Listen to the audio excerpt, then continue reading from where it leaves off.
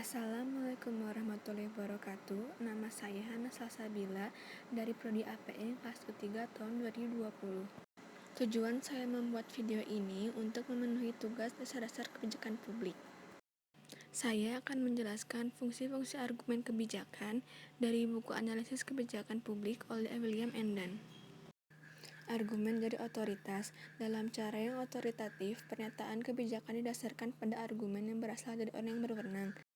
Informasi kebijakan berisi laporan faktual atau opini. Dalam hal ini, tuntutan atau pembenaran berfungsi untuk menegaskan reliabilitas sumber informasi. Fungsi dari argumen otoritatif pada dasarnya tidak berbeda, apakah berasal dari pakar luar ataukah dari analis yang membuat argumen itu. Argumen otoritatif tidak terbatas pada pernyataan tegas, melainkan juga mengubah informasi menjadi pernyataan evaluatif dan advokatif. Pernyataan selalu didasarkan pada asumsi tentang status pembuatan informasi kebijakan itu. Kewenangan dari orang ini ditetapkan melalui definisi yang diterima bersama tentang apa yang disebut pembuat informasi yang berkualitas itu. Tergantung pada konteks sosialnya, orang yang berwenang mungkin raja, pemimpin agama, atau presiden. Argumen yang berasal dari sampel. Dalam cara statistik, pernyataan kebijakan didasarkan pada argumen yang berasal dari sampel. Informasi yang relevan dan kebijakan berisi peristiwa, kondisi orang kelompok, organisasi, atau masyarakat yang dianggap mewakili populasi yang lebih luas. Fungsi dari tuntutan adalah untuk menegaskan bahwa apa yang benar bagi unsur-unsur sampel juga benar bagi unsur-unsur lain yang tidak diteliti atau memang tidak dapat diteliti dalam populasi itu. Pernyataan kebijakan menyatakan bahwa sampelnya telah memadai dan memuaskan sebagai representasi dari populasi. Argumen yang diperoleh dari sampel tidak selalu bersifat statistik dalam arti yang ketat. Suatu statistik adalah merupakan estimasi dari nilai populasi yang disebut parameter.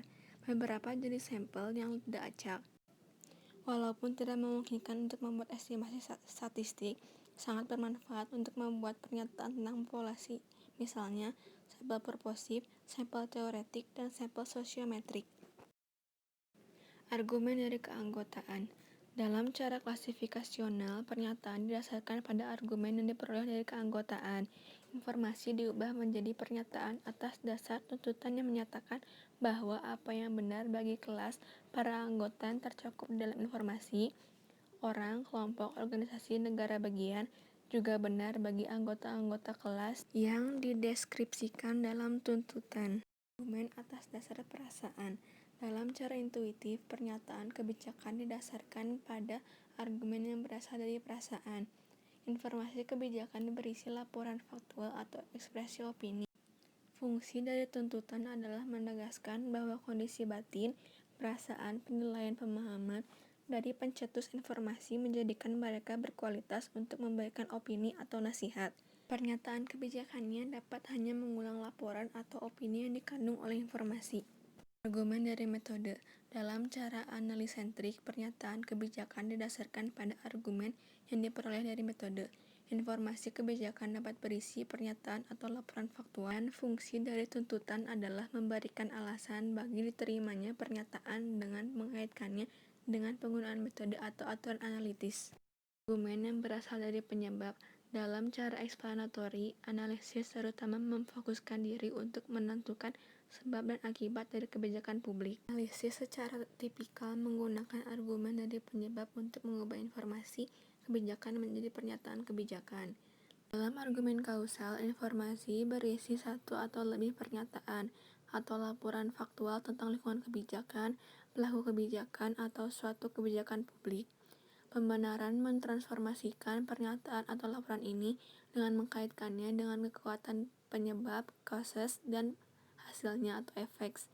Pernyataan kebanyakan kemudian mengkaitkan sebab dan akibat ini kembali ke informasi yang ada. Sekian dari saya, mohon maaf apabila ada salah kata. Wassalamualaikum warahmatullahi wabarakatuh.